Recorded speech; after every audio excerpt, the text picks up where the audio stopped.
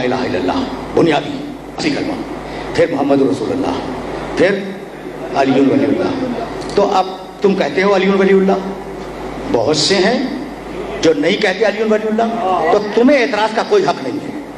اس کا سبب یہ ہے کہ جو کلمہ جس شخص کی سمجھ میں نہیں آتا وہ اس کلمے کا دشمن ہو جاتا ہے۔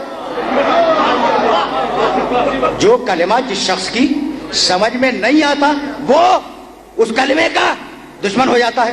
اب مثلا میں تمہاری خدمت میں عرض کروں کہ ابو جہل بہت بڑا دانشور تھا اپنے زمانے کا، اس کی سمجھ میں لا الہ الا اللہ نہیں آیا، وہ لا الہ الا اللہ کا منکر ہو گیا۔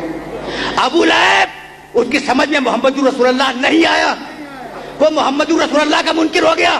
تو جو کلمہ جس کی سمجھ میں نہ آئے وہ اس کا انکار کر دے۔